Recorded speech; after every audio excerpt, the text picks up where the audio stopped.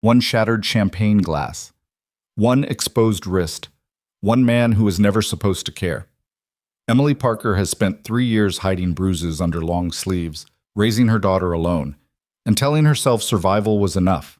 Tonight, in the middle of a private dinner at one of Chicago's most exclusive restaurants, her sleeve slips, and the most dangerous man in the room sees everything she worked so hard to conceal. Nathaniel Sterling built his empire on silence, fear, and the ability to read people in seconds. What he sees on Emily's wrist doesn't just catch his attention, it ignites something buried so deep he forgot it existed. Before dawn, everything changes. If you've made it this far, hit that like button, drop a comment with the city you're watching from, and follow along so I can see exactly how far this story travels. Now stay with me, because this is only the beginning. The tray was too heavy for one person. Emily knew that going in. She'd known it the moment Marcus, the floor manager, had handed it to her at the service station with that particular look on his face. The one that meant, don't argue, don't ask questions, just move. And she'd taken it anyway because she needed the shift and she needed the money, and those two facts had been running her life for longer than she cared to count. The tray held 6 crystal champagne flutes, a bottle of Cru Grande Cuvée that cost more than her monthly rent, and a small arrangement of white orchids that someone in management believed added elegance to private dining. What it actually added was weight distributed unevenly to the left, and as Emily pushed backward through the service door into the private room on the restaurant's upper floor, she already felt the subtle shift, that half-second warning her body sent before something went wrong. She corrected. She always corrected.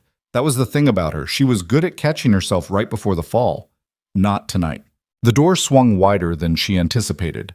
Her right heel caught the edge of the raised threshold, barely a centimeter of exposed brass, something she'd cleared 100 times, and her body lurched forward. Her hands tightened on the tray, but the momentum was already wrong, and she watched in the stretched, horrible slow motion of a person who cannot stop what's happening as the champagne flute slid left. The Krug tilted, and then the whole arrangement went sideways and hit the marble floor with a sound like something expensive dying. Glass everywhere. Champagne spreading in a pale gold pool. The orchids, absurdly, landed intact. The room went completely silent. There were 7 people seated at the long table. Emily didn't look at them. She dropped to her knees immediately, reaching for the largest pieces of glass, her face burning, the professional apology already forming in her mouth. "I'm so sorry. I'll have this replaced immediately. Please allow me." When her sleeve pulled back, she felt it happen. The fabric caught on a shard, dragged up her forearm, and exposed the inside of her left wrist. She yanked it down in under a second. Fast. Practiced. The same motion she'd performed in grocery store checkout lines and pediatric waiting rooms, and every other place where the world got too close. She was fast at it. She'd had to become fast at it, but a second was long enough. She kept her eyes on the floor, kept gathering glass with hands that had gone slightly numb, kept her breathing measured and quiet and professional. The apology came out exactly as rehearsed. Her voice didn't shake. She was proud of that, in the cold, distant way she'd learned to be proud of small, controlled things. "Please, don't move. There's glass near your chairs. I'll have this cleaned up immediately and bring a fresh bottle. I'm very sorry for the interruption." She heard the quiet murmur of men resuming conversation, the careful sound of guests shifting away from the mess, and she began to believe she'd survived it. Just a spilled tray. Just an embarrassing moment in a long string of embarrassing moments that made up the texture of her working life. She'd go home at 2 in the morning, kiss Sophie's forehead, and forget this happened by Thursday. Then she heard the voice. Leave it. It wasn't loud. It didn't need to be. It had the particular quality of a voice that had never needed volume to be obeyed. Low, unhurried, carrying the quiet authority of someone who had spent decades saying things once and only once. The other conversations died without being asked. Emily looked up. She'd served this table for 8 months. Every Friday evening, private room, same seat, same order. Krug to start, the dry-aged ribeye cooked to a specific temperature the kitchen had memorized. Still water, not sparkling. No dessert. She knew his preferences the way she knew the weight of a loaded tray. Through repetition, through attention, through the professional necessity of anticipating what someone needed before they asked. She did not know his name. That wasn't unusual. The restaurant's private dining clientele were not introduced. They arrived, they dined, they left, and they tipped in cash through sealed envelopes that Marcus distributed on Monday mornings with the efficiency and discretion of a man who understood the value of not asking questions. But she knew his face. She'd spent 8 months carefully not looking directly at it. Nathaniel Sterling was somewhere in his mid-40s, with the kind of build that suggested he'd once been physical in ways that went beyond a gym membership, and the kind of stillness that came not from calm but from absolute control. His hair was dark, threaded with gray at the temples. His suits fit in the way that very expensive things fit, like they'd been made for him, which they had. He was not conventionally handsome. His face was too angular for that, the jaw too hard, a faint scar running through his left eyebrow that no amount of tailoring could soften. But there was something about him that made people look, and then made them look away, and then made them very careful about what they said next. He was looking at her now. Not at the mess, not at the orchids, or the ruined champagne, or the general disaster of the last 30 seconds. At her. Specifically at her left wrist, which she'd covered but not quickly enough, and his expression hadn't changed. That was the thing that frightened her most. No reaction, no shift in the eyes, just a steady, measuring attention that felt less like being watched and more like being read. "I said leave it," he repeated evenly. "Someone will clean it up. Stand up." Emily stood. She kept her wrist tucked against her side, her sleeve pulled as far down as her fist could manage. The other men at the table had resumed their conversation with the practiced incuriosity of people who'd learned long ago that noticing things in Nathaniel Sterling's company was a liability. She was aware of all of them, and aware of none of them. There was only the distance between her and the door, which was about 15 feet, and felt like considerably more. "I'll send someone with a replacement bottle," she said. "Again, I apologize. What's your name?" A beat. A very small, very careful beat that she hoped didn't show. "Emily." He nodded once. Not like it was new information, more like she'd confirmed something he'd already considered. "Go ahead," he said, and turned back to the man on his left, resuming whatever conversation had been interrupted with the ease of someone who had never in his life lost the thread of anything important. Emily walked out through the service door with her spine straight and her hands steady and her heart hammering so hard she could feel it in her back teeth. She told herself it was nothing on the drive home. The city was quiet at that hour. It was past midnight, the lakefront wind cutting cold through October. And she drove her 10-year-old Civic through streets that were half empty and half alive with the particular energy of a Chicago night that hadn't decided yet whether to be peaceful or not. The heater worked on its better days.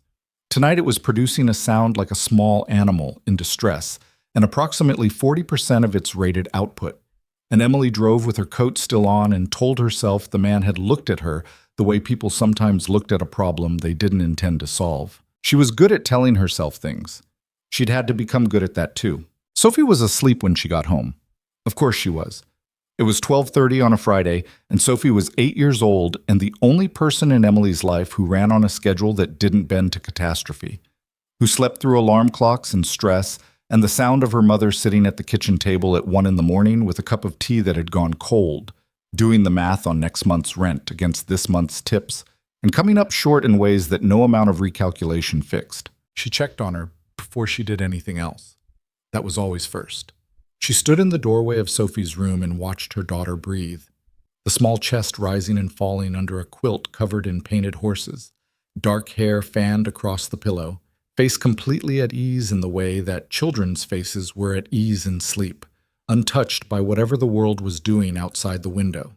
Emily stood there for maybe 2 minutes, maybe 3, and let herself feel the particular relief of it. Her kid was safe. Her kid was here. Everything else was solvable, or it wasn't, but Sophie was safe, and that was the floor below which nothing else mattered. She went to the kitchen, made tea she didn't drink, sat at the table, and held her left wrist in her right hand and looked at the bruises in the fluorescent light. They were old ones, mostly. Derek had been gone for 7 weeks. She'd counted every day, the way you counted days when you were waiting to see if a storm had really passed or just moved inland, and the colors had shifted from purple-black to the greenish-yellow of fading damage. They didn't hurt much anymore. They were just there, evidence of a history she couldn't make disappear any faster than her own body could manage, which was slowly and on a schedule that didn't ask her permission. She'd left him in February. She'd left him twice before that, but February was the time she'd stayed gone, because February was the time Sophie had seen. She hadn't planned to leave that night. She'd had no bag packed, no plan, no shelter lined up. Sophie had been standing in the hallway in her pajamas holding a stuffed rabbit and watching with eyes that were too old for her face, and Emily had looked at her daughter and understood that the math had just changed permanently.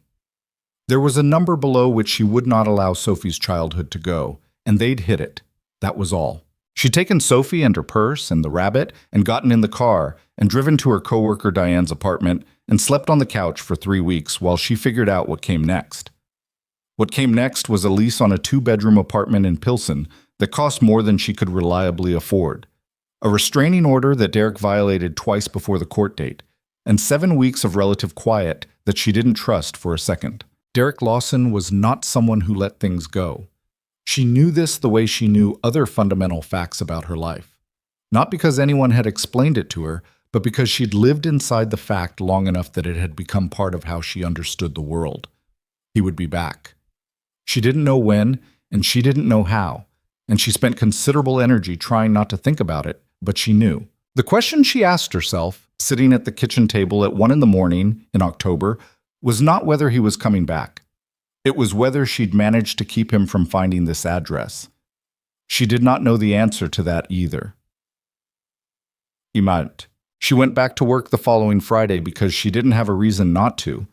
That was how her life operated. In the absence of a specific reason to do otherwise, she showed up.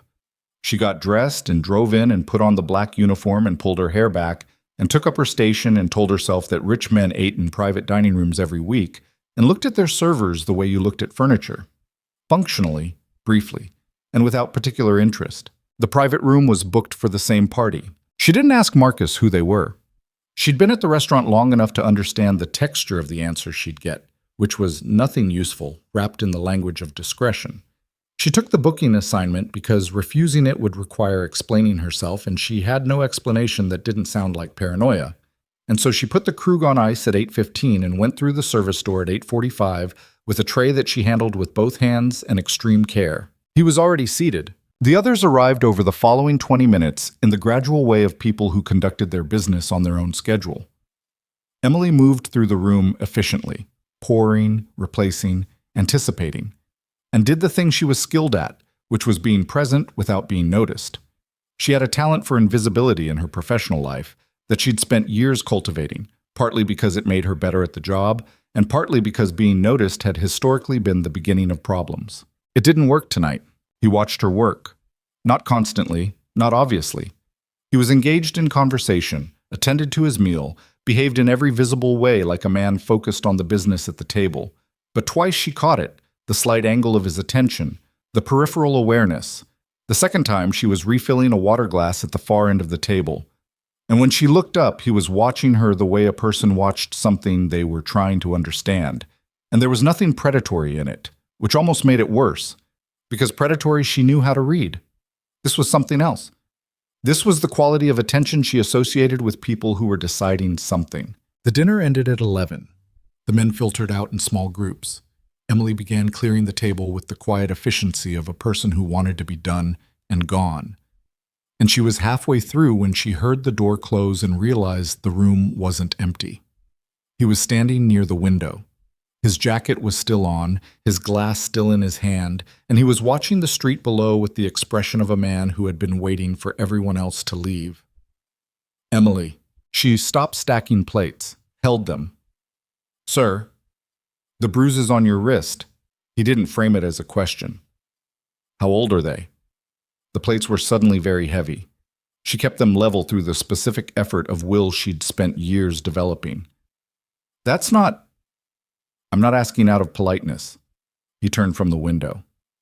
"I'm asking because I want to know." There was no version of this conversation she'd prepared for. She'd prepared for a lot of things.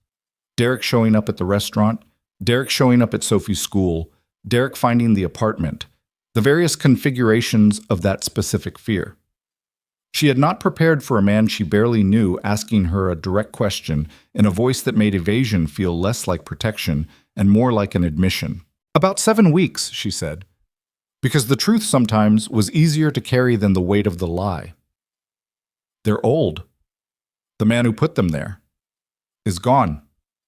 Gone meaning left, or gone meaning you made him leave. A pause. I left. He nodded. Something in his jaw shifted slightly, the way something shifted in a structure that was bearing more pressure than it showed.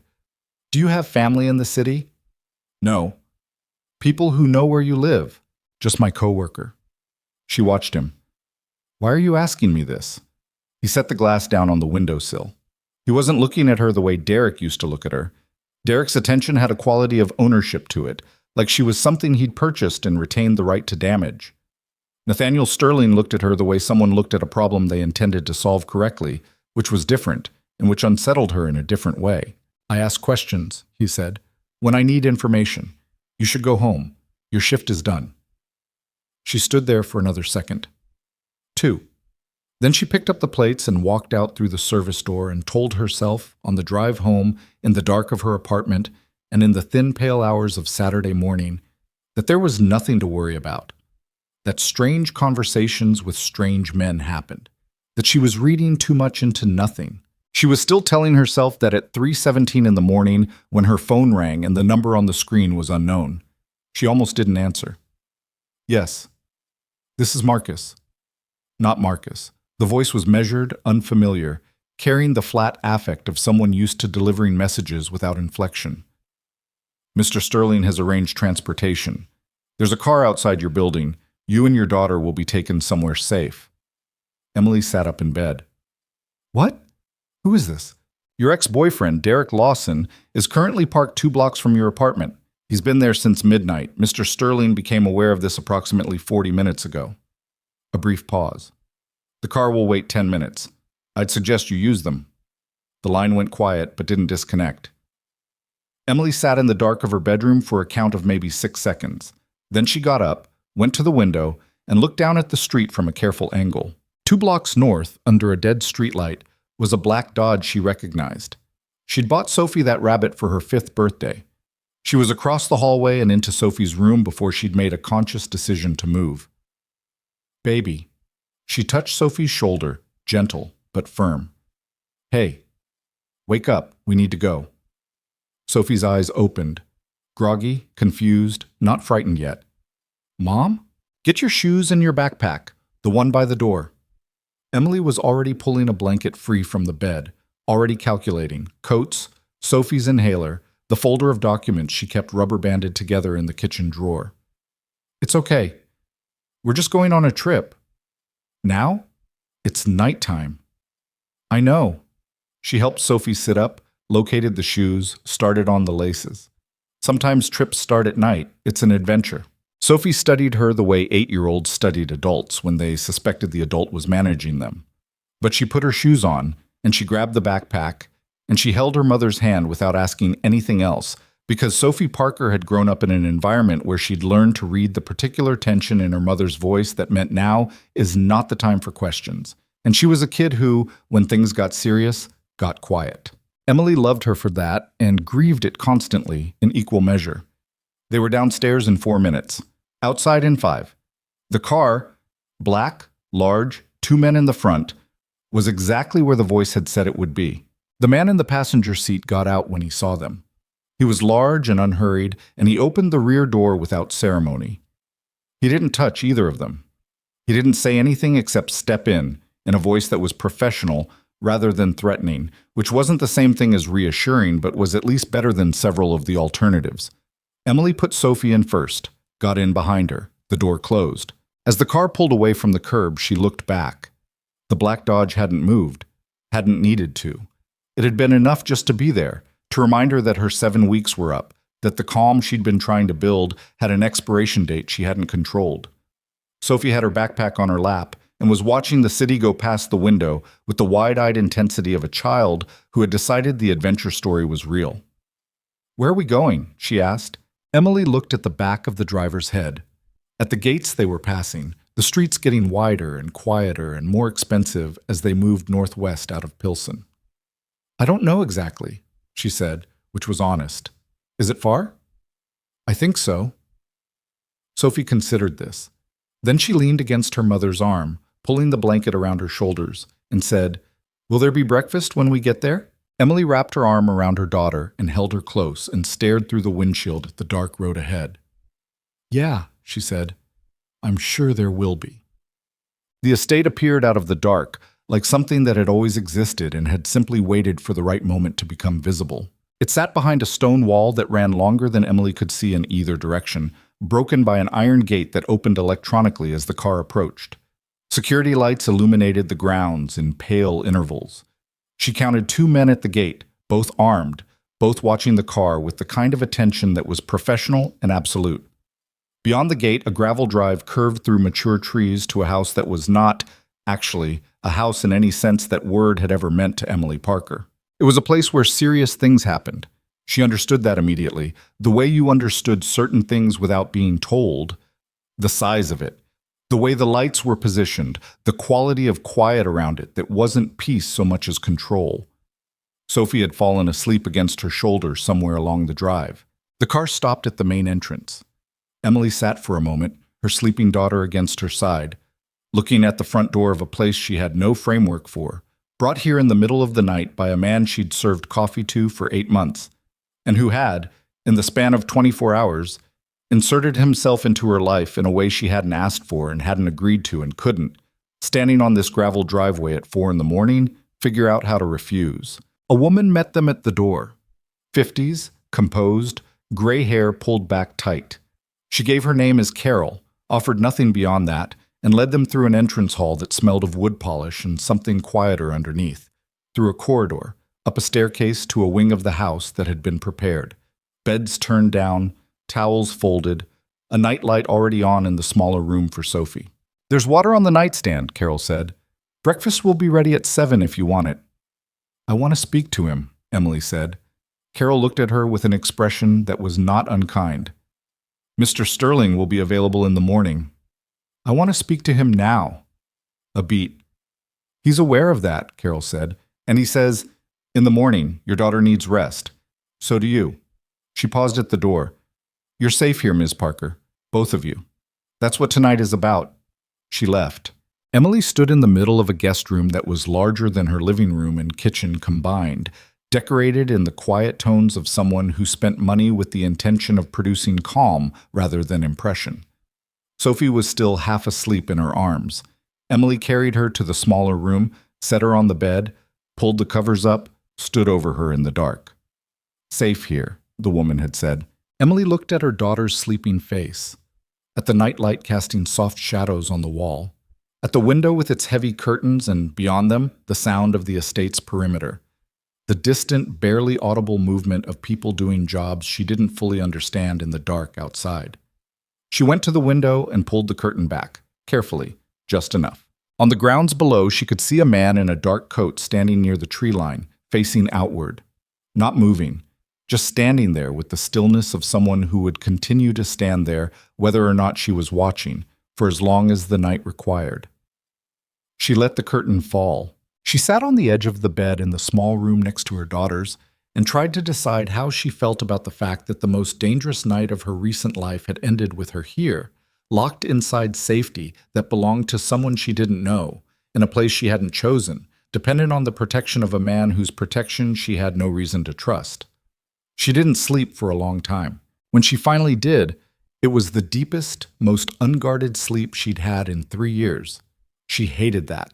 She cataloged the fact of it with the grim precision of a woman trying very hard to understand everything that was happening to her, so that when the time came to make a decision, and the time was always coming, she would not be surprised by where she was.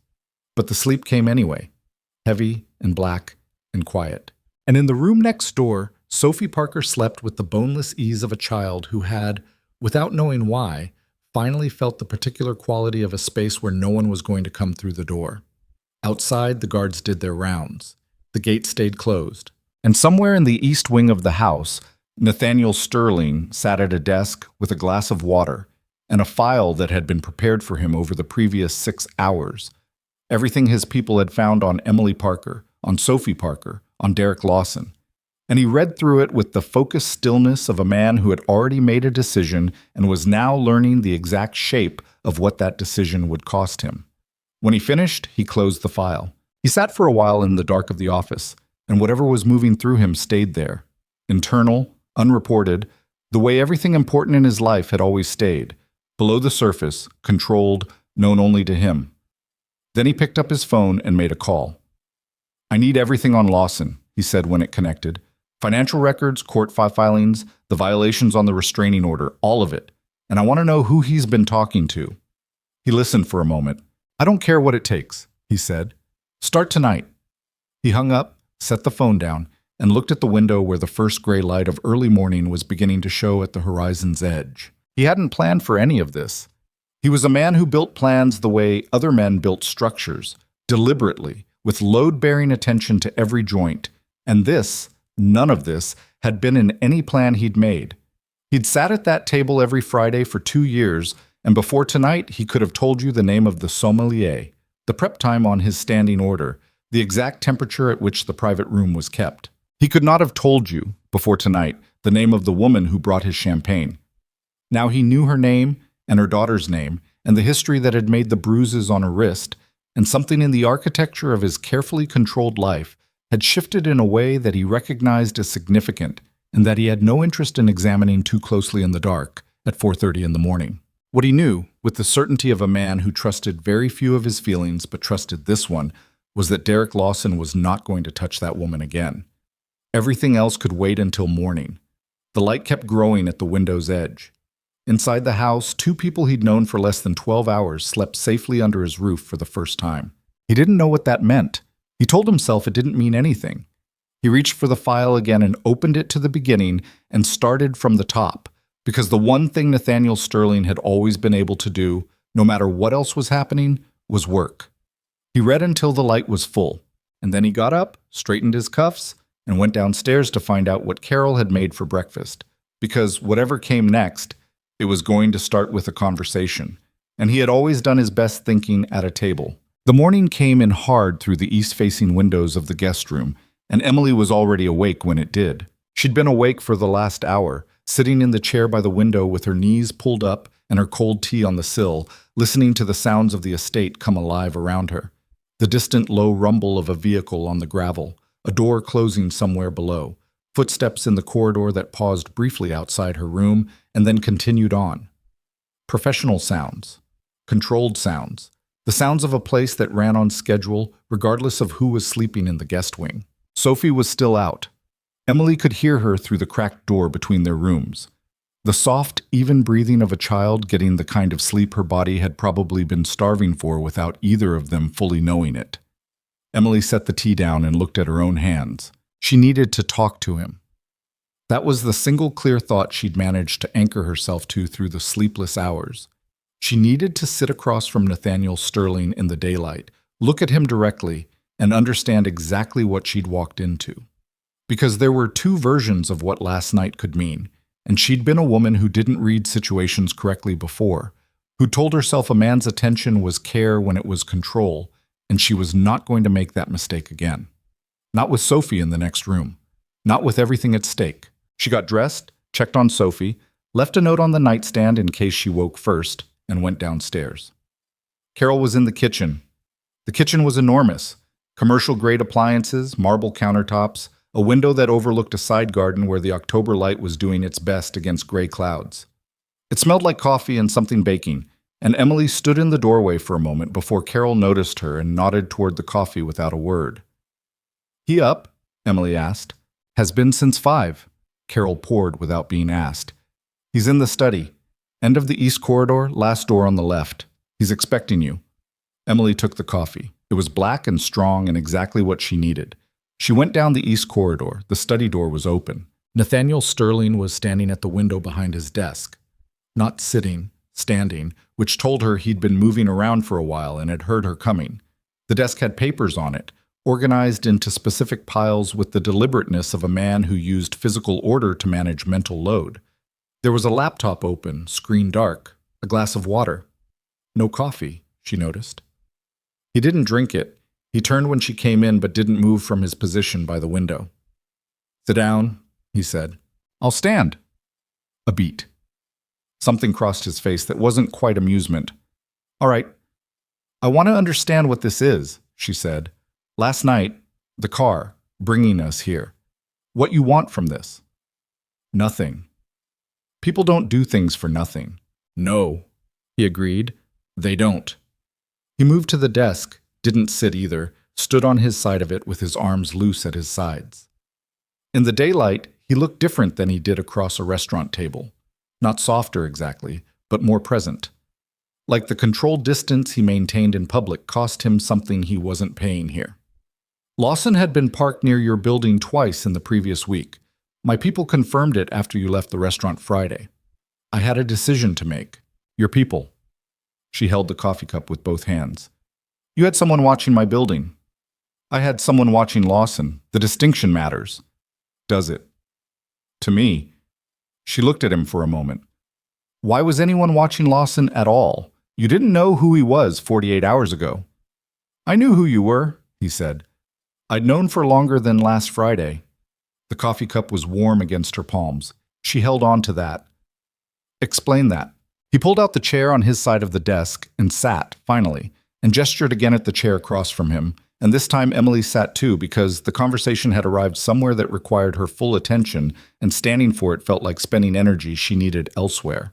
You've served that table for 8 months, he said. I notice the people who work around me. It's not a hobby. It's a survival mechanism. He said this plainly, without self-consciousness, the way people stated facts they'd long ago stopped feeling the need to justify. You were good at your job. Efficient, quiet, didn't push for interaction. About 6 weeks ago, your demeanor changed. Small things, the way you held yourself, the way you positioned yourself relative to the room's exits. You were watching the door more than you had been. He paused. I had someone run a basic background check. No criminal record. No outstanding debts. A restraining order filed in February against a Derek Lawson. Emily set the coffee cup down. You investigated me, she said, and her voice came out even, which took work. I made sure I understood the situation of someone in my immediate environment. Those are different things. Not from where I'm sitting. He didn't apologize. She hadn't expected him to. If it helps, he said, what I found was a woman who got out of a bad situation and was trying to hold things together. That was the sum of it. It didn't particularly help, but she filed it. What do you want from us being here? She said again. Specifically, what does this look like going forward? He was quiet for a moment, the way he was quiet in the restaurant. Not blank, but processing, deciding how to put something. You need somewhere to be that Lawson can't find easily. I have the space. What I'd propose is that you stay here temporarily, and in exchange you work as my personal assistant. It gives you income, it gives you cover for being on the property, and it gives Sophie stability while the legal situation with Lawson is resolved. Emily looked at the desk, at the organized piles of paper, at the man sitting on the other side of them. You run a criminal organization, she said. No reaction. My business interests are varied. Don't do that. Her voice sharpened. I've spent 3 years living with a man who told me what things were instead of what they were. I'm done with that language. I'm asking you directly. What I saw at that table on Friday nights, those men, those conversations, what is that? The silence stretched long enough that she thought he wasn't going to answer. Then he said, yes. One word. She'd give him credit for that. And you want me and my 8-year-old daughter living inside it. I want you somewhere safe. This is where I can guarantee that. He leaned forward slightly. I understand if that's not acceptable. I'll arrange another location, another set of security, whatever you need. But I won't pretend I don't know what this property is. You asked directly, and I answered directly. That's what I have. Emily sat with it. She thought about Sophie upstairs, about the black Dodge 2 blocks from their apartment, about the particular feeling of the last 7 weeks, the specific texture of waiting for something bad to happen, the way it wore you down, not in dramatic moments, but in the accumulated weight of 100 small vigilances. She thought about the fact that she had $42 in her checking account. I need ground rules, she said. Something in his posture shifted. Not much, but enough. Go ahead. Sophie doesn't see or hear anything related to your business. Ever. Non-negotiable. Agreed. I'm an employee. This is an employment arrangement. Nothing else. He looked at her steadily. Understood. And if at any point I decide I want to leave, you don't stop me. I won't stop you, he said. And then, with the same flat plainness he used for everything, I don't stop people from leaving. She didn't know why that specific sentence landed differently than the others. She filed that too, in the back category, the one she didn't look at directly. All right, she said. She picked up the coffee cup. Tell me what the job actually involves. The weeks that followed had the strange suspended quality of a life happening inside someone else's architecture.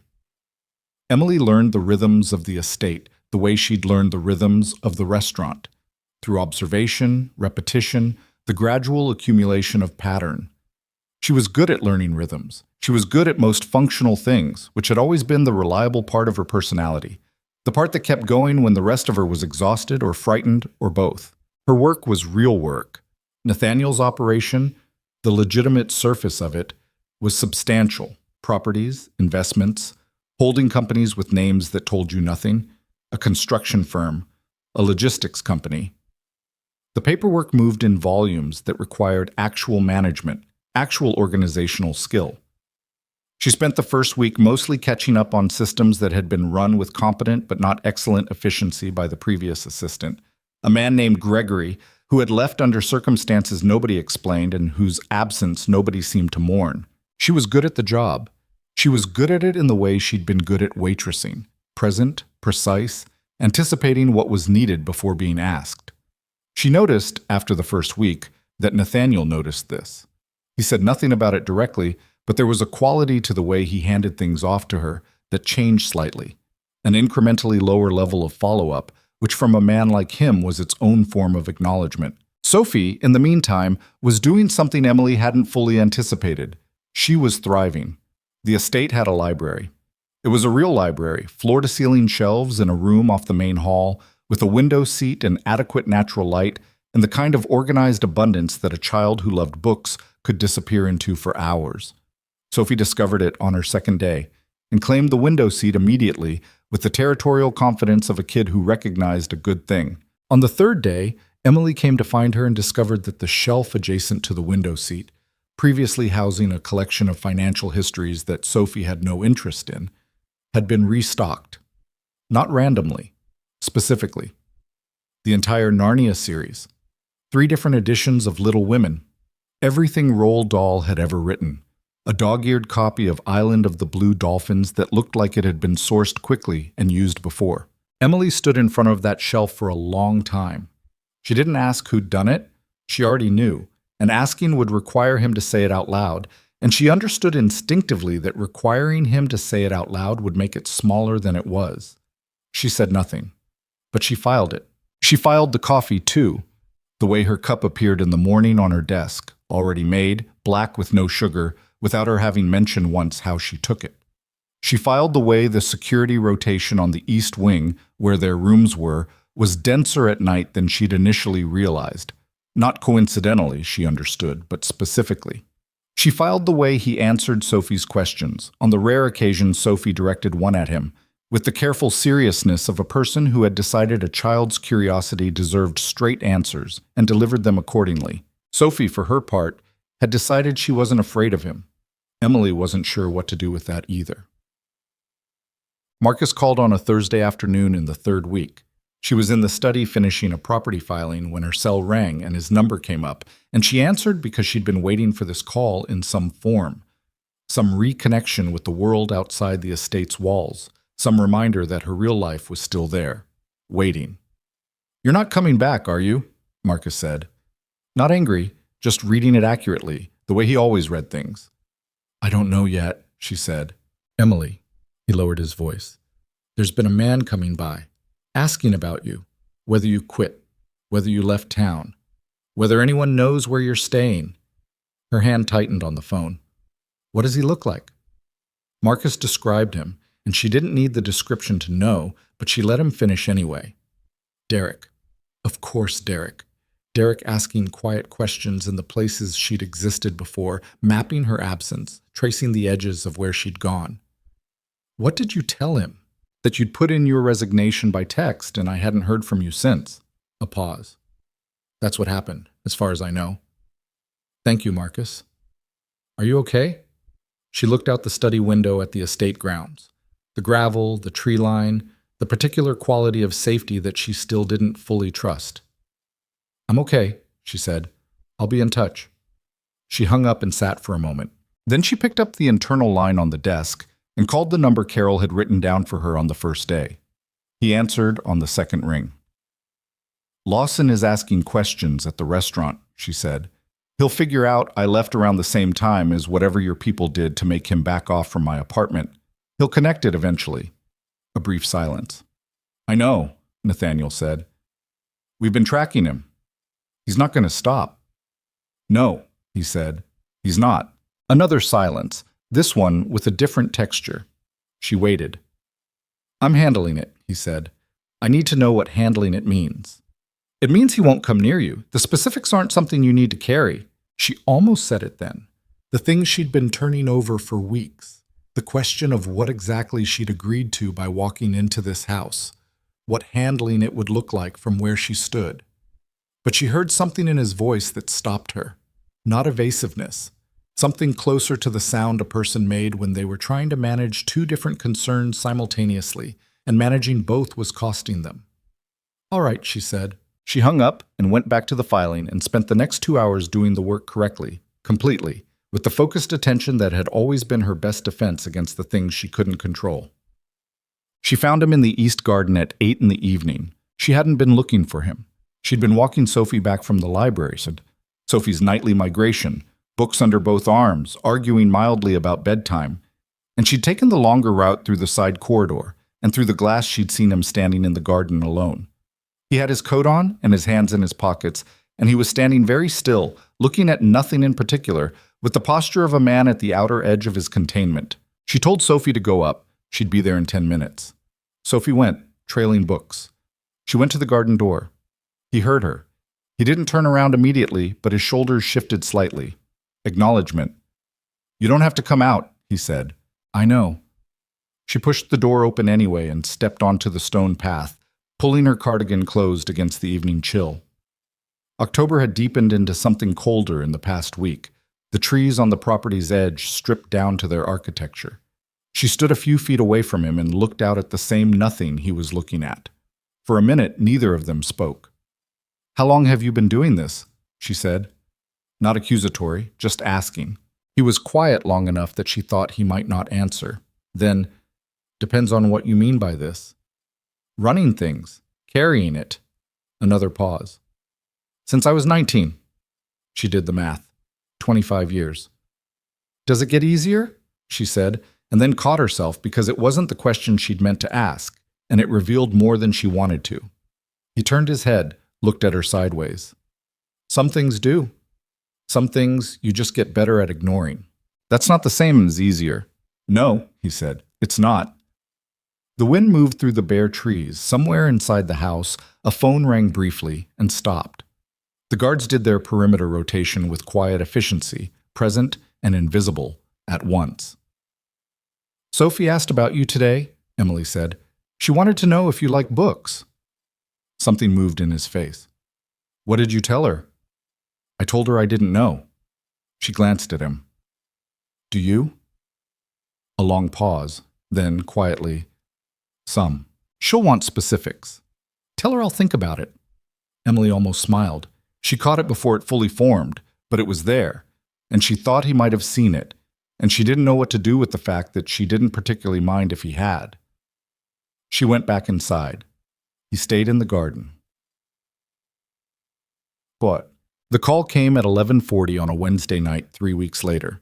Emily was asleep, actually asleep deeply, which still surprised her every morning it happened. When her phone buzzed against the nightstand, she grabbed it without looking at the screen, already waking, because years of conditioning had wired her to come awake at a buzz the way some people came awake at a gunshot. The number was Derek's. She stared at it for 3 full seconds. Then she answered. I know where you are. His voice was low and very controlled, the particular control of someone working hard to sound steady. She knew that voice. She'd heard it dozens of times, right at the edge of where things went wrong. I've known for almost 2 weeks. She sat up in bed, kept her voice level. Derek, don't. The control cracked slightly, just enough for her to hear what was underneath it. "You walked out with my kid, and you're staying with... Do you even know who that man is? Do you have any idea?" "She's my daughter," Emily said, "and I'm not doing this right now." "You're doing it right now." His voice went colder. "Because I've been patient. I've been very patient. And I need you to understand that patience has a limit, Emily. I've spent a month putting together information on Sterling, financial records, photographs, connections. I've got enough to walk into a federal building and make very serious problems for a very serious man." She felt it, the familiar cold settling in her chest, the specific weight of a threat she recognized, not as abstract danger, but as the particular shape of Derek's desperation, which had always been the most dangerous version of him. "What do you want?" she said. "I want you to come home." A pause. "I want you to bring Sophie and come home, and I want this whole thing to go away. That's all. That's everything." Her fingers were tight on the phone. "And if I don't, then Monday morning I make some calls," he said. "And your boyfriend loses everything, and you explain to Sophie why her home for the last month just got turned into a federal crime scene." His breath was audible, ragged at the edges, the effort of the performance showing through. "Think about what you want, Emily. You've got until Sunday." The call ended. She sat in the dark of the room for a long time, phone in her lap. Then she got up, put on her shoes, and went down the corridor to the East Wing's end room, the one with the light still on under the door, the one where he was always still awake at midnight, working, because in all the weeks she'd been here she had never once seen him sleep the way regular people slept, easily and without accounting. She knocked. "Come in." She opened the door. He was at the desk. He looked up from whatever he was reading and took one look at her face and set the paper down. "Derek called," she said. "He has documentation on you. He says he'll go federal Monday if I don't go back to him by Sunday." Nathaniel was very still. "He knows I'm here," she said. "He's known for 2 weeks." The stillness extended another second. 2. Then he said, with the flat, cold precision of a man doing real-time calculation, "What exactly did he say he has?" She told him. All of it, as accurately as she could, word by word. He listened without interrupting. When she finished, he was quiet for a moment, and in that moment she watched something happen behind his eyes. A door closing, a thing being decided, the particular shift of a person who has just identified the exact point at which a situation went from manageable to critical and has begun, without any visible change in expression, to move toward it. He picked up his phone. "I need everyone in the front room in 10 minutes, he said into it. "All of them." He hung up, looked at her. "Go back to your room," he said. "Lock the door." "Nathaniel." "I'm not keeping you out of it," he said. "I'm giving you a window of time before it gets loud and complicated to be with Sophie." A pause. She doesn't need to hear this part. Emily stood in the doorway of his study at midnight, looking at a man who had just been handed the piece of information that could destroy everything he'd spent 25 years building, and who was sitting at his desk with his hands flat on the surface and his face composed, and his eyes absolutely, dangerously. That was where part 2 had ended. That single word, unfinished, hanging. Emily stood in the doorway another 3 seconds. Then she went back down the corridor. She didn't go to her room. She went to Sophie's. She sat in the chair beside her daughter's bed in the dark and listened to the sounds of the house change. The low rumble of voices assembling somewhere below, the specific quality of a building shifting from nighttime stillness into something operational. Doors. Footsteps with purpose. The muted crackle of a radio. She sat through all of it with her hands in her lap and her breathing controlled and her eyes on Sophie's sleeping face, which remained, through all of it, completely undisturbed. She didn't know how long she sat there, long enough for the sounds below to settle into a different register, lower, more concentrated, the sound of people who had moved from assembly into the specific focused silence of people working a problem. Then she heard the front gate alarm, not the soft electronic tone she'd grown used to, the routine acknowledgement of a known vehicle approaching. This was the other one. The 3-second pulse that Carol had explained to her in the first week, and the quiet, practical tone Carol used for all the information she delivered. That one means someone's at the gate who isn't expected. Emily was on her feet before it finished, She went to the window, pulled the curtain back 2 inches. The front drive was lit up. 3 of Nathaniel's security were at the gate, and on the other side of the iron bars was Derek's black Dodge. And Derek was out of the car, standing at the gate with his hands visible and his posture carrying the specific recklessness of a man who had decided that whatever happened next, he was going to make it happen tonight, and not Sunday. Nathaniel came out the front door. He walked across the gravel without hurrying, without the particular defensive positioning she might have expected. Just walked with his hands loose at his sides and his coat open to the cold and his face, even at this distance, carrying the expression of a man who had been interrupted doing something important and was now required to deal with a lesser problem. He stopped about 10 feet from the gate. She couldn't hear what was said. The window glass and the distance between them took the words, but she could see the shape of it. Derek talking, gesturing once toward the house, Nathaniel listening with his arms crossed, and his weight settled and his whole body communicating, without drama, that this was not a conversation between equals, and Derek was the one who didn't understand that yet. Then Derek reached into his jacket. Emily's breath stopped. He pulled out a phone, held it up, showed the screen to the men at the gate, to Nathaniel. Nathaniel looked at the screen for a long moment. His posture didn't change. Then he said something short, 1 sentence, maybe 2, and turned and walked back to the house. Derek stood at the gate for another 30 seconds, the phone still raised, and then he got in the Dodge and drove. Emily let the curtain fall. She sat back down in the chair beside Sophie's bed. Her heart was going hard and she breathed through it, slow and deliberate, the technique her therapist had taught her 18 months ago that she'd practiced so many times it had become involuntary. In, hold, out. Sophie slept. The house went quiet again. Nathaniel came to find her at 6 in the morning. She was in the kitchen. She'd given up on the chair around 4 and come downstairs because sitting still in the dark had stopped being better than moving. She'd made coffee she didn't drink and stood at the kitchen window watching the grounds lighten by increments as the sky shifted from black to the gray-purple of early November. He came in and looked at her and then at the full coffee cup, and then he pulled out the chair at the kitchen table and sat down and said, "Sit." This time she sat without argument. He looked like a man who'd been awake all night and had decided that tiredness was information he wasn't going to act on. His jaw was carrying the beginning of a beard, which she'd never seen before.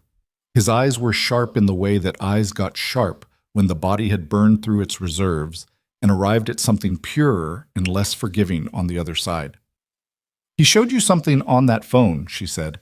"At the gate." "Yes." "What?" He was quiet for a moment, not avoiding, gathering. "Photographs, taken over the last 3 weeks. This property, the entry and exit points, the security rotation. He's been watching long enough to map the gaps. That's how he found us."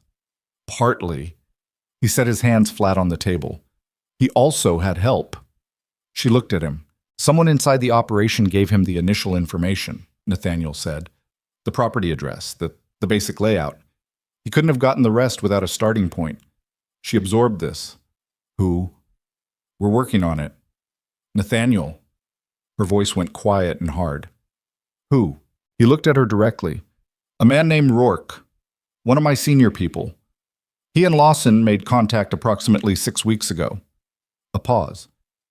"We believe Lawson approached him with money, and the alternative being information Rourke didn't want becoming public." Rourke made a calculation. 6 weeks ago. Emily ran the number in her head. 6 weeks ago, she'd been here 3 weeks. Someone inside the walls had been feeding Derek information for the entire second half of her time here. "Where's Rourke now?" she said. "No longer on the property." She didn't ask what that meant specifically. She found she didn't need to. "Derek has federal contacts," she said. "You told me last night." "He made a call at 4:30 this morning," Nathaniel said, "to a contact at the U.S. Attorney's Office, someone he's been developing for about 4 months. The coffee had gone completely cold. She pushed it aside. "So it's already moving. It's already moving." She sat with that. The kitchen was very quiet. Carol wasn't in yet. The house was stripped down to its essential sounds. The faint hum of appliances, the wind against the glass, normal sounds, morning sounds, happening in a situation that had stopped being normal somewhere around midnight. "What does that mean for you?" she said. It means I have a window. He said it with the evenness of a man who had spent the previous 6 hours calculating the exact dimensions of that window and was now prepared to act within them. A narrow one.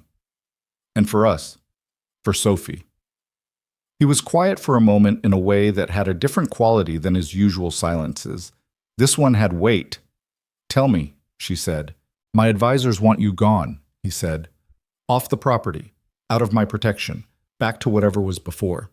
The argument is that Lawson's leverage disappears if you're not here. If there's no connection between us, his case to the federal contact becomes significantly weaker. He kept his eyes on her.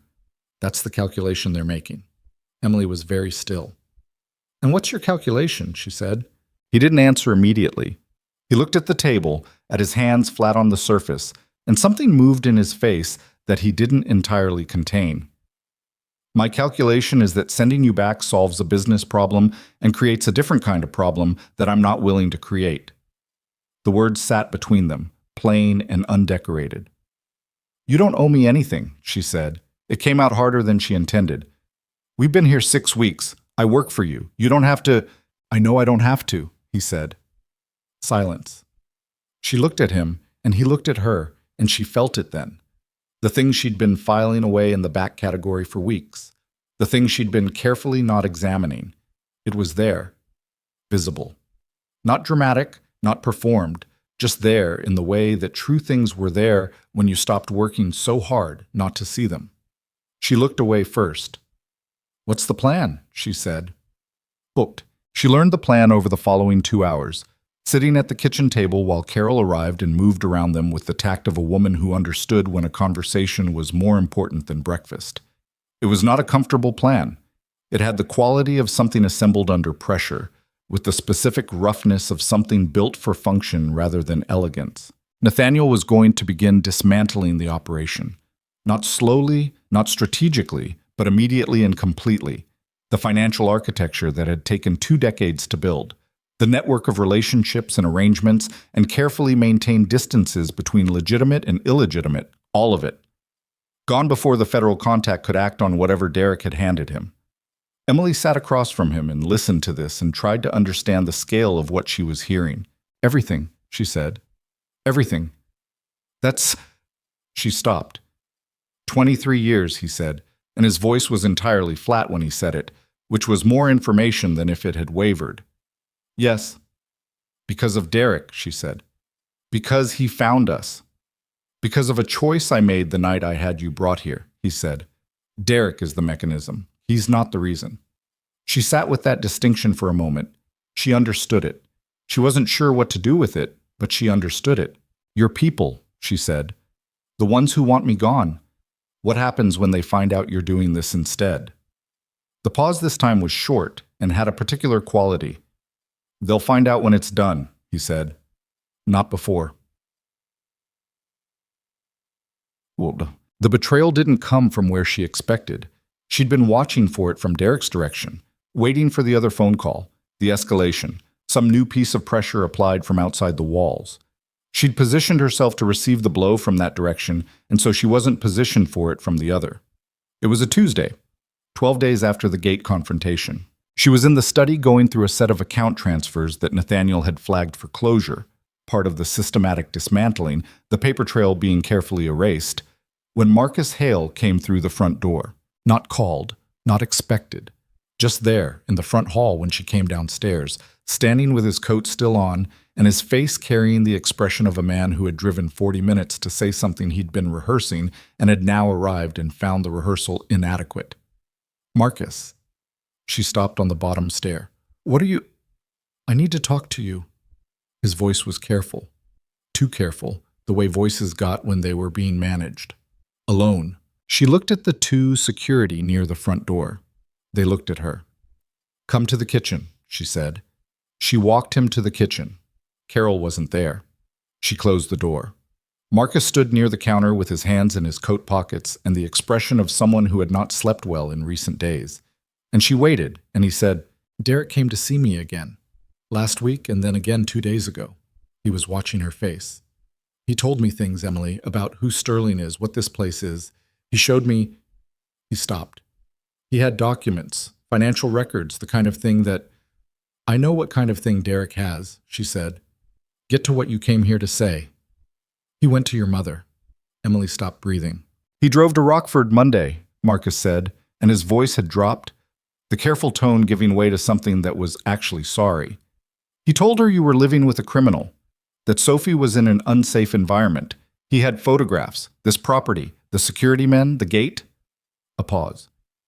Your mother called the Department of Children and Family Services yesterday morning. The kitchen was very still. The intake worker called the restaurant looking for a contact number for you, Marcus said. That's how I found out. They're opening an investigation.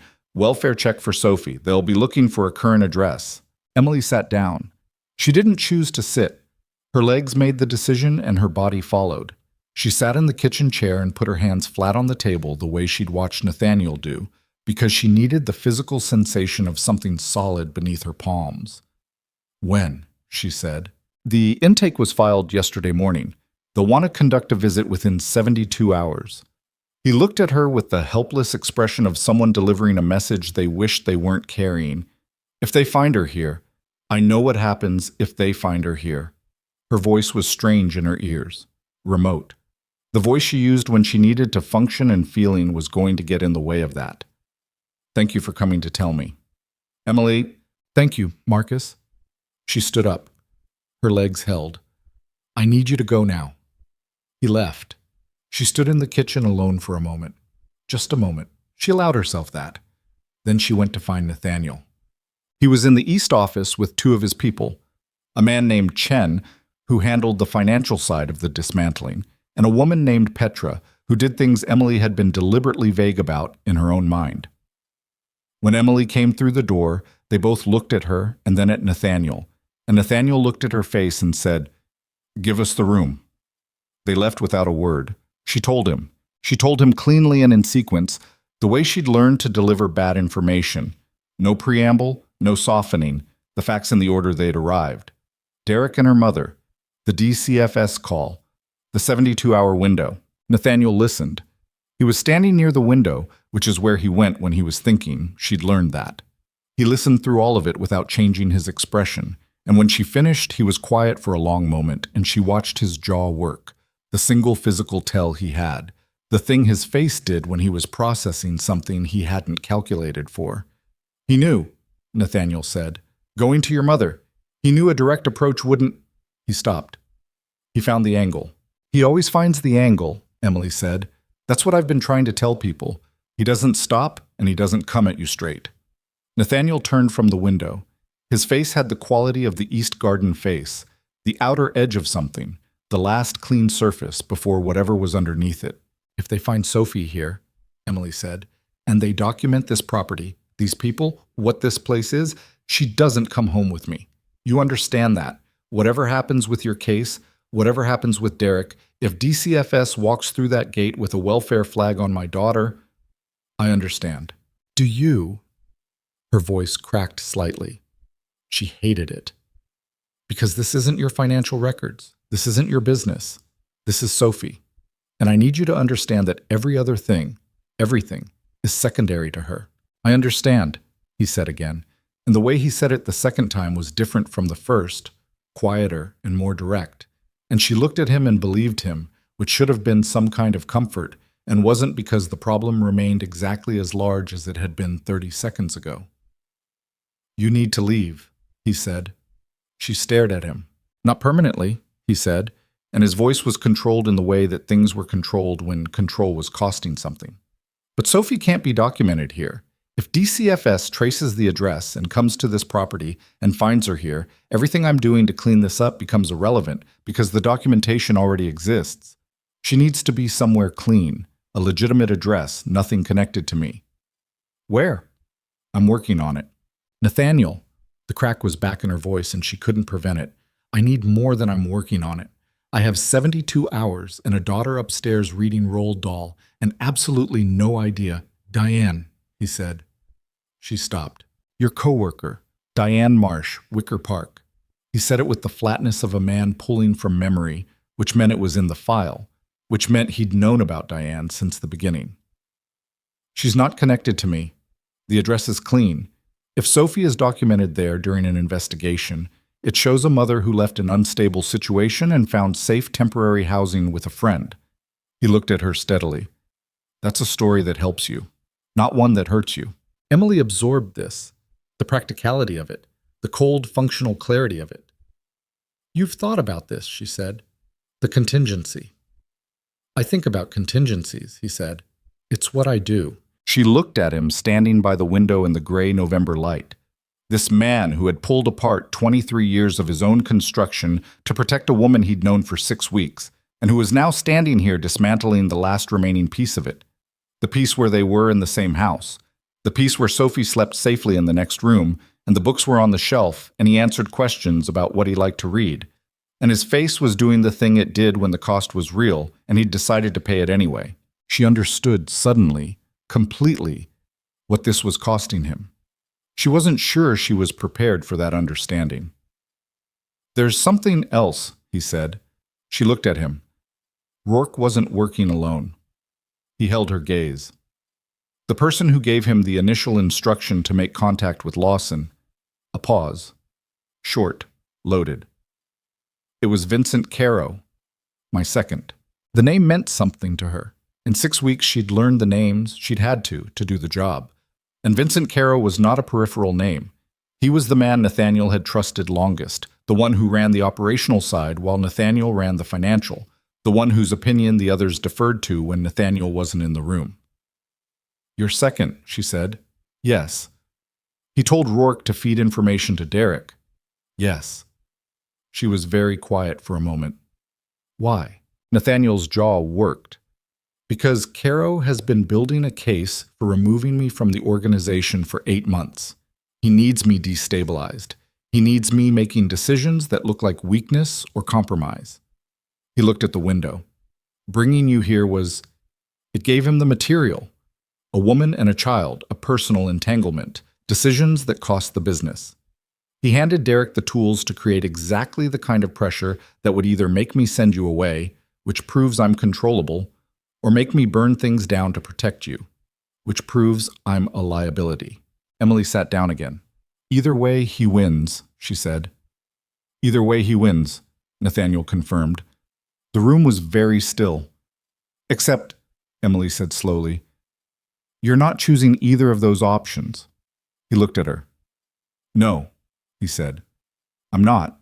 Outside the window, the November light had gone flat and white, the kind of light that preceded snow. Inside the house, somewhere above them, Sophie Parker was in the library window seat with a book in her lap, and no knowledge of what was being decided in the room. Below them, in a room she didn't know was being decided in at all. That was the last clean moment. Everything after it moved fast. Nathaniel made 4 calls in the next 20 minutes. Emily sat in the East office and listened to one side of each conversation and understood enough to know that whatever the plan had been before this morning, it had been revised completely. The measured, systematic dismantling he'd been executing over the previous 12 days was finished. What was beginning now was different, faster, more exposed, the difference between controlled demolition and a building that had decided to come down on its own schedule. The 4th call was the one that changed the temperature of the room. He spoke for about 40 seconds, listened for 10, then said, "Tell him I'll be there at 2. He hung up and looked at her. "Caro wants a meeting." Emily went very still. "He knows you know." "Someone told him." The jaw worked. "Which means the leak isn't just Rourke. There's still an open line." "In this house." "Possibly." He was already moving toward the door. "Carol will take you upstairs. Stay with Sophie until I—" "No." She stood up. "I'm not going upstairs to wait." He stopped, looked at her. "You're going to meet the man who handed Derek the tools to destroy you," she said. "You're going to do it today alone, and I'm supposed to sit upstairs with a book." She held his gaze. "Tell me one reason that makes sense." "Because you're not— Don't say not involved." Her voice was quiet and absolute. "I was involved the second you had me brought through that gate.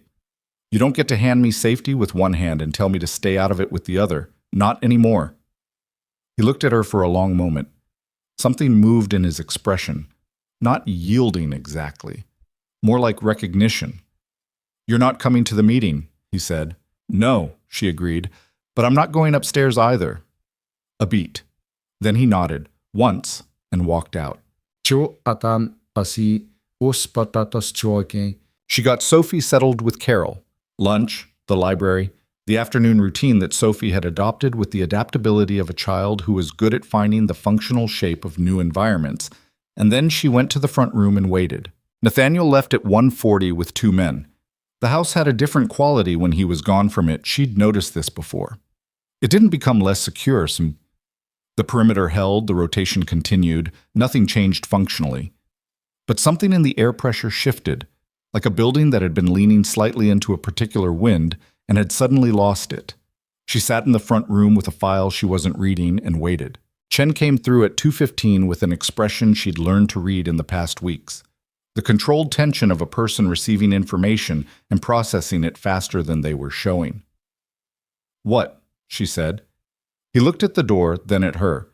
3 federal vehicles just parked on the street outside the east perimeter. A pause.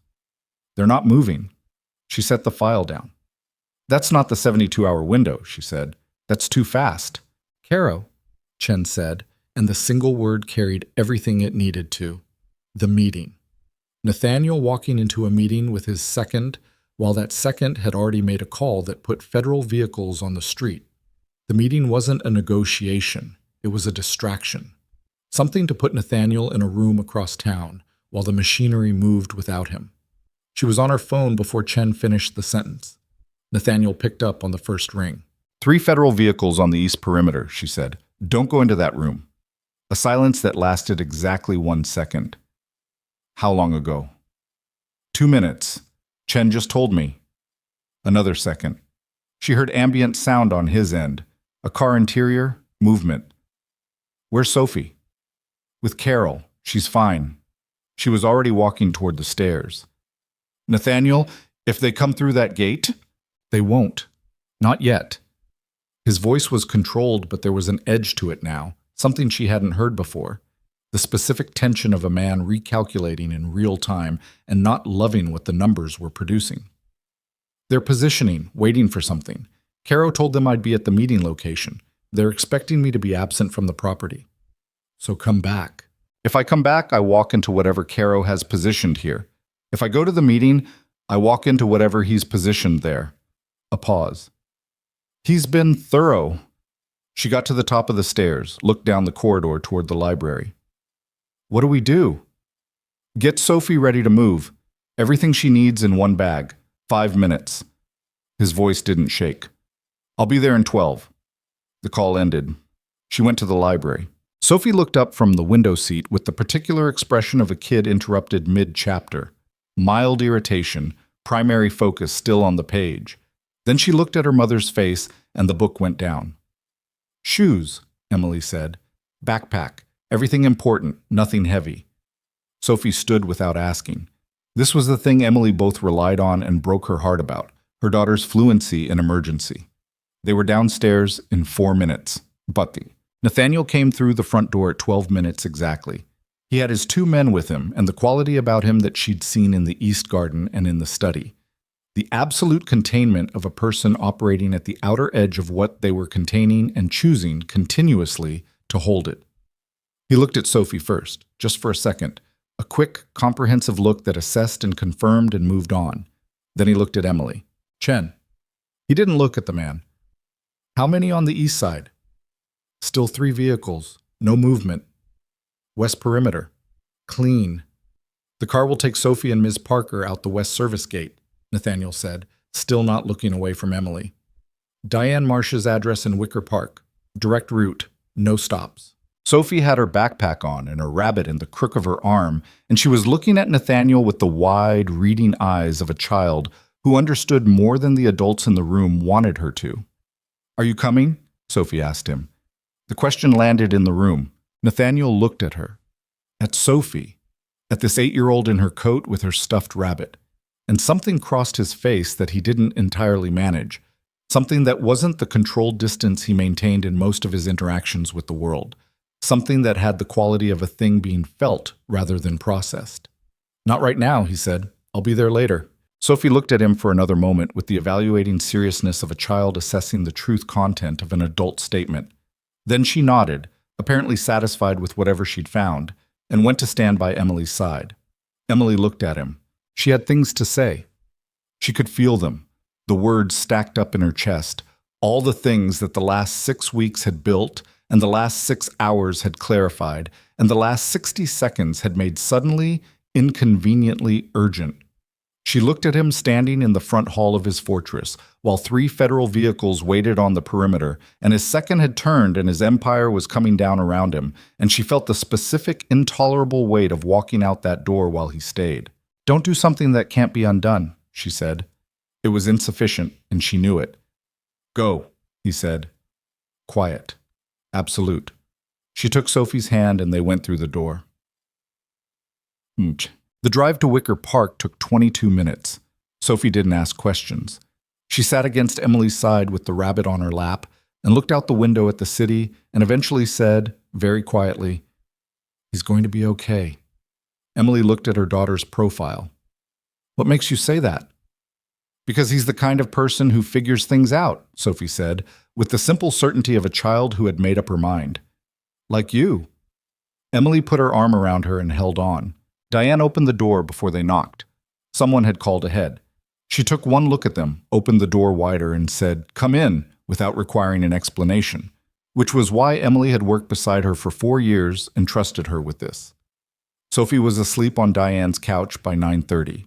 Emily sat at the kitchen table with a phone that wasn't ringing and waited. At 10:14 it rang. Unknown number. She answered anyway. "It's Chen." His voice was compressed. Background noise, a vehicle moving fast. The federal team came through the gate at 9. They had warrants.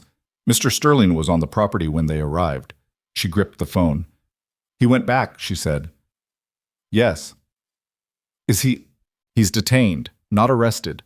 They're searching the property, but Ms. Parker—" A pause. "He made sure there was nothing left for them to find.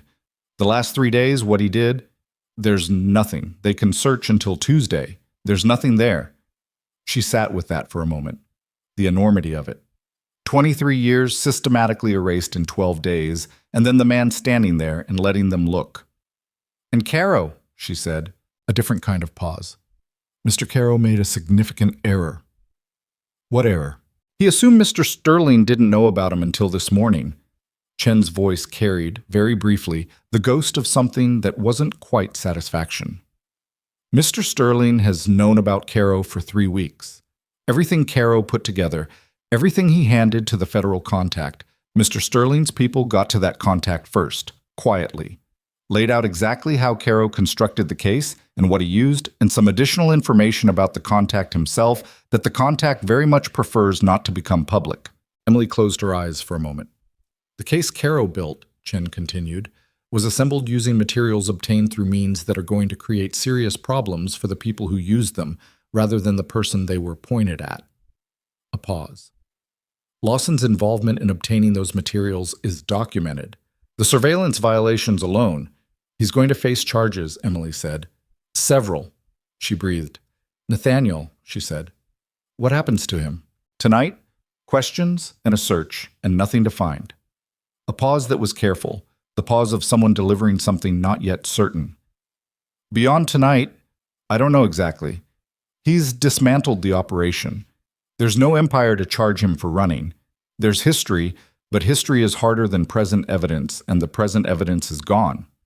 Chen paused again. "He paid a significant price to make tonight look the way it looks." She knew what price. She hung up and sat at Diane's kitchen table and looked at her hands. Looked at the fading yellow-green of bruises that were almost gone. Looked at the particular emptiness of a kitchen that wasn't her kitchen, in a city that had been trying to swallow her whole for 3 years, and thought about a man in a house being walked through by federal agents who were going to find absolutely nothing because he'd spent 12 days making certain of it. She thought about the books on the shelf, the coffee, the garden. She thought about Sophie saying he's going to be okay with the flat, certain confidence of a child who had decided. She sat there until 1 in the morning. Then she went to the couch, moved Sophie's feet gently to make room, and lay down beside her daughter in the dark. Derek was arrested on a Thursday. Not quietly. The way these things happened when they happened badly, well, a morning, a knock, the particular public humiliation of being walked out of the apartment building he'd been using as an operational base while two neighbors watched from the hallway, surveillance violations, witness tampering, a count of obstruction that the assistant U.S. attorney was, according to Chen, enthusiastic about. Emily found out from Marcus, who texted a single sentence, "It's done." She sat with Sophie at Diane's kitchen table. They'd been there 4 days. Sophie on Diane's pullout, Emily on the couch, both of them living out of the one bag they'd packed in 5 minutes, and showed Sophie the text, and Sophie looked at it for a moment and then looked at her mother and said, "Can we go get our stuff from our apartment now?" Emily laughed. It came out surprised, a little rough, the kind of laugh that was close to the other thing and wasn't quite either one. "Yeah," she said, "we can do that." But she was thinking about the estate. She was thinking about the study with the organized papers, and the window where he stood when he was processing something, and the east garden in the dark. She was thinking about a man who had answered a single direct question with a single word, yes, when lying would have been easier, and who had dismantled 23 years of his own construction because the alternative was a calculation he wasn't willing to make. She called the number Chen had given her. Nathaniel answered on the second ring, the way he always answered, as if he'd been ready for it. "The detention," she said. "It's resolved?" "Released this morning. No charges filed." His voice was the same, level, unhurried, carrying the specific calm of a man on the far side of a very difficult night. "The search produced nothing actionable." "I know. Chen told me." A pause. "How's Sophie?" "Asking about her books." She looked at the wall. "She wants to know if the Narnia set is still there." A silence that had a texture to it she'd learned to read. "It's still there," he said. Another silence, longer, the kind that had weight and shape and was not empty. "I have a question," Emily said. "Go ahead." "When you went back to the property, after you put us in the car, you didn't have to be there when they came through. You could have been somewhere else." He didn't say anything. "You went back," she said, "and you stood there and let them walk through it. Why?" The pause this time was the longest yet. "Because it was mine," he said finally. "What I built, what I burned down, I was going to be there for both." A beat. "And because I needed to know they found nothing, I needed to see it myself." She understood that. She understood it in the specific bone-deep way that she understood things she'd lived herself. The need to be present for the thing you'd decided to do, to stand in it, to not look away. "Nathaniel," she said. "Yes." "Sophie's going to want to know about those books." She paused. "I think you should tell her yourself." The silence that followed was different from all the others. It had the particular quality of a silence in which something is being decided, not coldly, not strategically, but in the way that people decided the things they'd actually been moving toward for a long time without fully admitting the direction. "All right," he said. Quiet. Real. She held the phone and felt the weight of everything the last 6 weeks had built and broken, and built again in a different shape. And somewhere behind her, Sophie was explaining to Diane with great seriousness the correct reading order of the Chronicles of Narnia. And outside Diane's window, the city was doing what the city did. Indifferent, enormous, ongoing. And somewhere on the northwest edge of it, in a house that had just been walked through and found empty, a man was standing at a window looking at the same nothing he'd been looking at for 6 weeks, except it wasn't nothing anymore, and he'd stopped pretending it was. He came to Diane's apartment on a Friday evening. No car. No security. He took a cab from the north side like a regular person, which he hadn't been in so long that the experience had the quality of something practiced from memory rather than instinct. Hailing it. The mundane transaction of it, sitting in the back while the driver navigated Wicker Park's narrow streets without any awareness that his passenger had, 72 hours ago, been sitting in a room while federal agents walked through every room of his property looking for evidence of a life he'd already buried. He rang the bell at 6:40. Emily answered the door. She looked at him in the yellow light of Diane's hallway, at the dark coat, the gray-threaded temples, the scar through the eyebrow, the face that had no performance left in it, just the face itself, tired and present and carrying everything the last 2 weeks had cost him, without any of the usual architecture of control between it and the world. And she stepped back and let him in without saying anything, because there was nothing yet that needed saying, and she'd spent enough of her life filling silence with words that were really just fear wearing a different coat. Diane had taken Sophie to the corner store for ice cream with the specific tactful timing of a woman who had been told nothing and understood everything. The apartment was quiet. They sat at the kitchen table. Emily made tea. She set his cup in front of him and sat across from him, and they were quiet for a moment. Not the uncomfortable quiet of two people who didn't know what to say, but the specific quiet of two people who knew exactly what needed to be said and were taking a breath before saying it. "Vincent Caro," she said first. "Where does that stand? Where does—" He wrapped his hands around the cup. They were good hands. She'd noticed that early. Not soft, not the hands of someone who'd spent his life only at desks, but capable, scarred at the knuckles in ways that had their own history. "He's out," Nathaniel said. The organization removed him when it became clear what he'd done. The methods he used, giving Lawson the access, the federal contact, it violated things that even people in my former world don't violate. A pause. "He'll have other problems. Not mine to manage. And the organization itself. Your former people." "I'm out," he said. It was flat and simple, the way true things were when the decision was actually made, and the making had already happened somewhere prior to the words. The dismantling was complete. There's nothing left to be part of. He looked at the cup. Some of them understand. Some of them don't.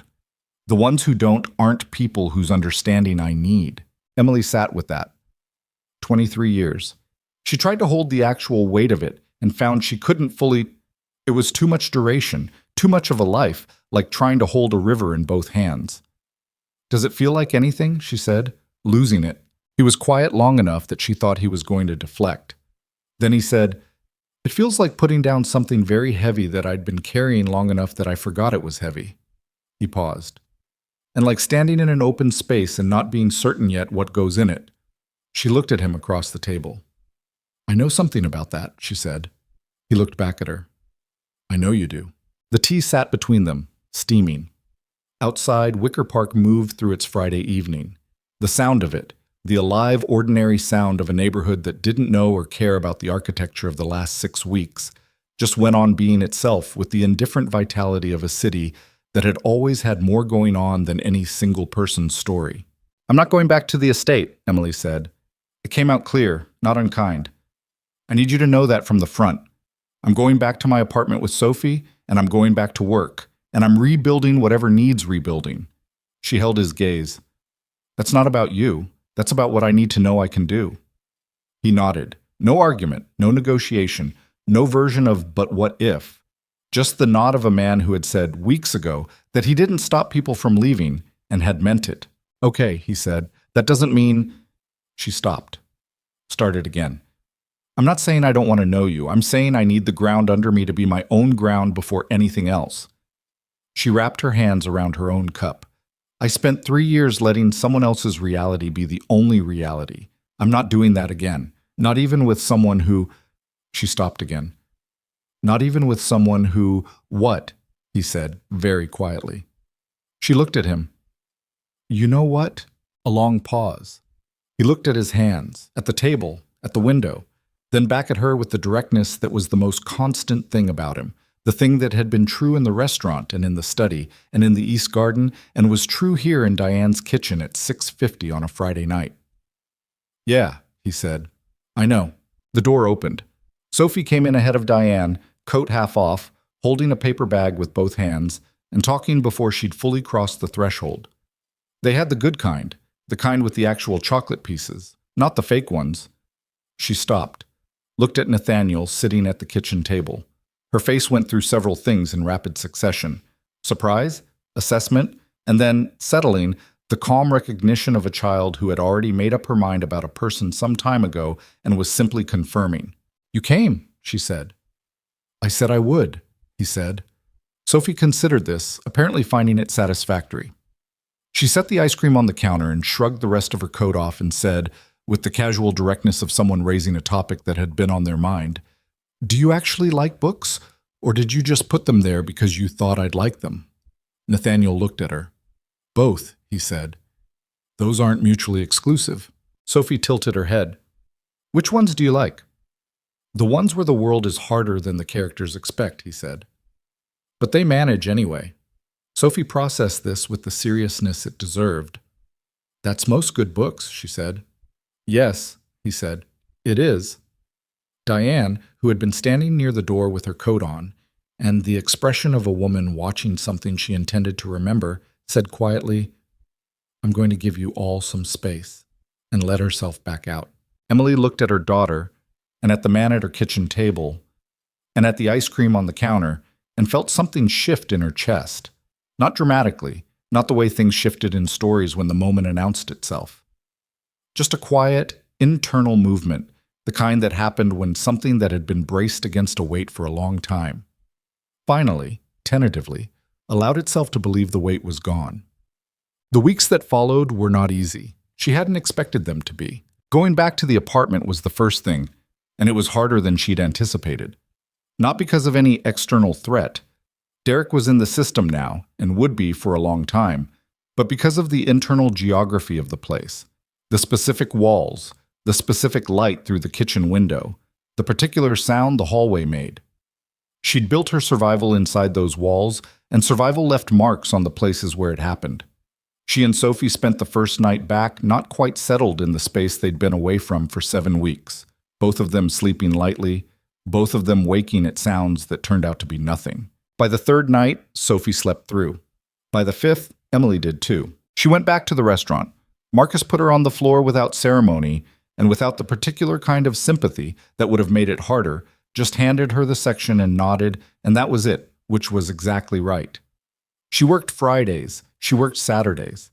The private dining room was booked by different people now. She carried trays with both hands and didn't drop them, and by the end of the second week it was just work again, which was what it needed to be. She and Nathaniel talked on the phone. Not every day, not on any schedule, but regularly, in the way that people talked when there was real conversation available, and both people wanted to have it. He'd taken a small apartment in Lincoln Square. Carol had found it, apparently, with the same efficient practicality she applied to everything. And he was, he told Emily in their third conversation, trying to understand what a day looked like when it wasn't organized around the management of an illegal enterprise. The answer, he said, was that it looked considerably longer. She laughed when he said that. He said he hadn't been trying to be funny. That's what made it funny, she said. In December, he started doing something she found out about from Sophie rather than from him. Sophie mentioned one Saturday morning that Nathaniel had been helping her with her reading comprehension the previous Tuesday afternoon at the library 2 blocks from their apartment. Emily stopped making breakfast. He what? He meets me at the library after school on Tuesdays, Sophie said, in the tone of someone describing an arrangement that had been in place for some time. He's very good at explaining things. Better than my teacher at Metaphors. How long has this been happening? Sophie thought about it. 3 weeks? Emily put the spatula down and called him. He answered on the second ring. Sophie tells me you've been meeting her at the library, she said. A pause that had the particular quality of a man who had been waiting for this call. She asked me, he said. She came to me directly and asked. I didn't want to. It seemed like something you should know about, and I should have told you, and I didn't. A beat. I'm telling you now. Nathaniel. I know. She's 9 years old, and she decided to arrange her own. Emily stopped, breathed, felt the complicated thing moving through her that was not quite anger, and not quite the other thing, but was somehow both at once. You should have told me. Yes, he said. I should have. A silence. Is she... Emily looked at Sophie, who was eating her eggs with the studied innocence of a child who knew a conversation was happening about her, and had decided the right move was to seem unconcerned. Is she getting better at metaphors? A pause that was different from the others, softer at the edges. Yeah, he said. She is. Emily picked the spatula back up. Tuesday afternoons, she said. Tuesday afternoons, he confirmed. And I'll tell you going forward. Yes, she said. You will. Spring came, and with it the particular quality of a Chicago spring, Cold in the mornings, blindingly bright by afternoon, the city shaking itself out of winter with the bad-tempered energy of something that had been still too long. Emily had been back in her apartment for 4 months. Sophie had started an art class on Saturday mornings that she talked about with the focused obsession of a child who had found the thing her hands were meant to do. The restraining order against Derek had been updated and extended. The legal proceedings were slow and bureaucratic and would be for some time, but slow bureaucracy was manageable. Slow bureaucracy was just time. She'd started saving, not dramatically, not in any way that changed the daily texture of things, but consistently. A number each week into an account she'd opened for no purpose, except that having it there made the future feel like something with architecture, rather than just duration. One Saturday in April, she and Nathaniel walked along the lakefront. It wasn't a date. It was a walk. They'd been doing that, walking and talking, the city providing the context and movement that made certain conversations easier to have in motion than sitting across a table. They walked north from Navy Pier in the April wind and talked about Sophie's art class and about a book he'd recommended she read, the kind with a world harder than expected, managed anyway, and about the small logistics consulting firm he was in the early process of building, legitimate, deliberate, something that used the organizational skills he had in ways that didn't require the other architecture. She told him about the savings account. He listened. "I want to open something," she said. "Not a restaurant, something smaller, a cafe maybe, somewhere Sophie can come after school." She looked at the lake, the flat gray-green of it in April. "I've been running other people's tables for 12 years. I know how it works. I know what it takes." "You'd be good at it," he said. It wasn't flattery. It was the flat assessment of a man who had watched her work for 6 weeks and knew exactly what she was capable of. "I know," she said. "That's why I'm saying it out loud. Because the things I actually believe about myself, I say out loud now. I've been working on that." He was quiet for a moment, walking, the lake wind moving through both of them.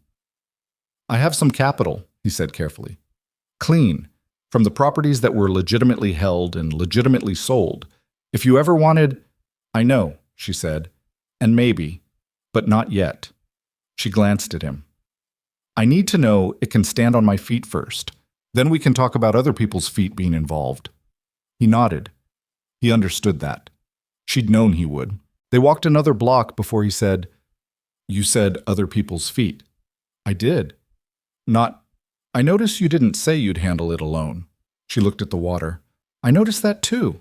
He said nothing else. He didn't need to.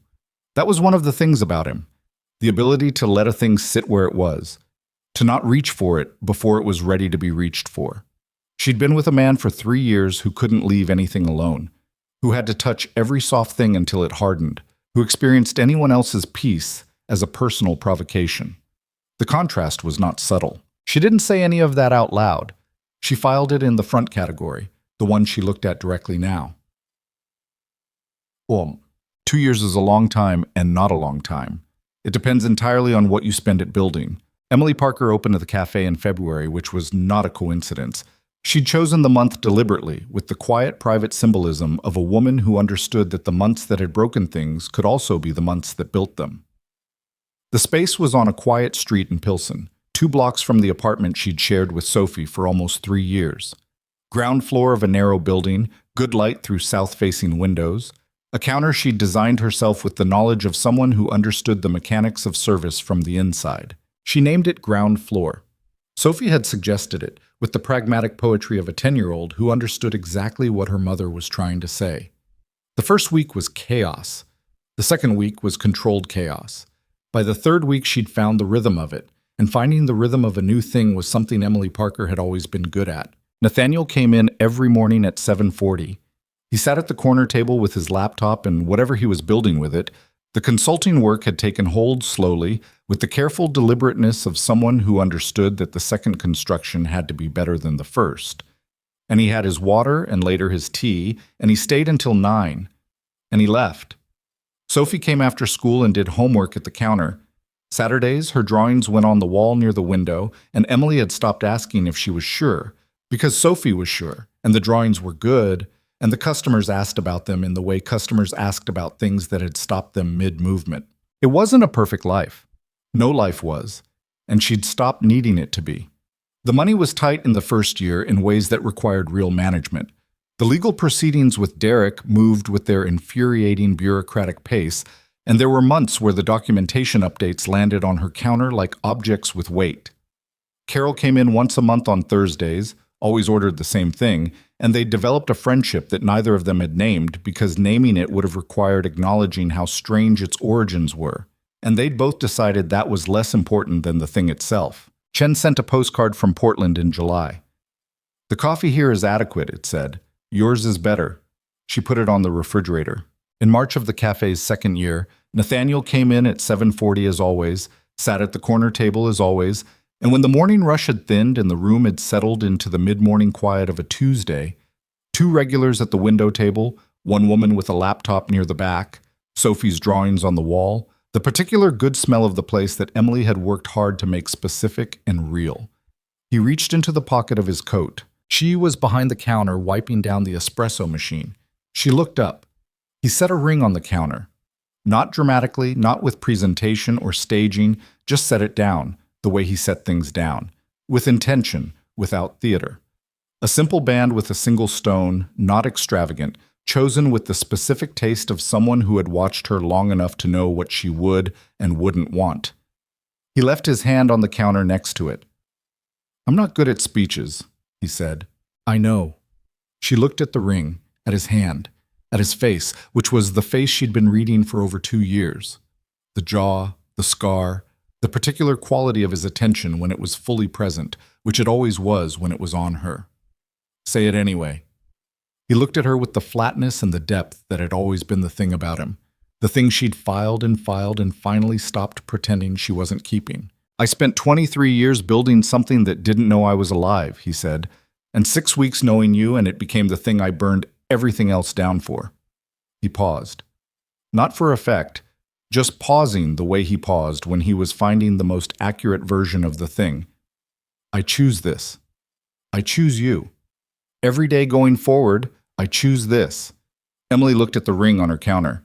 She thought about a night in October when a tray had slipped and a sleeve had pulled back and a man had looked at her wrist for 1 second too long, and she'd thought, walking to her car in the dark, nothing. It was nothing. She thought about the black Dodge 2 blocks from her building and Sophie's hand in hers, and a car that had come anyway. She thought about a shelf of books appearing overnight, and coffee made the way she took it, and a man standing in the East Garden in the cold and turning when she came through the door. She thought about ground floors, about what you built when the first thing came down. She reached across the counter and picked up the ring. "I know you're not good at speeches," she said. That one was fine. He almost smiled. She'd spent 2 years learning the difference between the one that almost happened and the one that did, and she'd take both. She put the ring on. Sophie came through the cafe door at 3:40 as always, backpack swinging, already talking before she'd fully arrived about something that had happened in art class with the detail-dense urgency of a child who had been saving information all day. She came to the counter, dropped the backpack, started explaining about a perspective technique her teacher had demonstrated, and then stopped, looked at her mother's hand, looked at Nathaniel at the corner table, who was looking back at her with the seriousness she'd always responded to in him, the quality of giving her his full attention.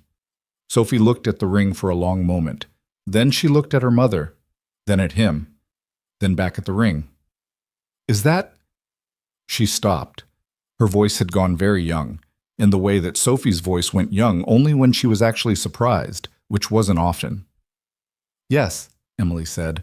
Sophie stood very still for another second. Then she came around the counter and hugged her mother with the whole-body ferocity of a child who had learned, too early and too well, that the things worth holding on to required holding with everything you had. Emily held her back, her chin on Sophie's hair, her ringed hand pressed flat against her daughter's back. Over Sophie's head, she looked at Nathaniel. He was watching them with the stillness she knew was not emptiness but the opposite. Fullness held very carefully, the way you held something you were still learning to trust the weight of. She held his gaze. He nodded once. Not at any specific thing, just at all of it. The counter, and the coffee, and the drawings on the wall, and the 10-year-old holding her mother in the middle of a Tuesday afternoon. At the ground floor of something that had been built correctly the second time, on a foundation that had been tested by everything it needed testing by before anyone had been allowed to stand on it. Sophie pulled back eventually, wiped her face with her sleeve in the efficient way she handled emotions she hadn't budgeted for, and said with the rapid subject change of a child restoring equilibrium, "Can I have the good hot chocolate?" "The good hot chocolate is the same as the regular hot chocolate," Emily said. "That's not true, and you know it." Emily made the hot chocolate. Nathaniel went back to his laptop. The afternoon regulars filtered in and out. The light through the south windows moved slowly from bright to long and gold as the day tilted toward evening. Sophie put her homework on the counter and started working through it, occasionally asking her mother a question, and occasionally, without making a production of it, turning on her stool to ask Nathaniel one instead. He answered each time with the same seriousness. The homework got done. The cafe did its last hour of business. The woman with the laptop left, and then the two regulars, and then it was just the three of them in the quiet of closing time. Emily wiped down the counter. She'd done it 10,000 times in her working life. The specific motion, cloth to surface, the physical end-of-day ritual of returning a space to the condition it would start from tomorrow. She did it now and felt, in the doing of it, the whole chain of counters she'd wiped before this one. All the way back to the beginning, all the tired closings at the end of long shifts, all the getting home in the dark and checking on Sophie and sitting with cold tea and doing the math on a life that kept not adding up. She thought about a champagne glass on a marble floor, about looking up.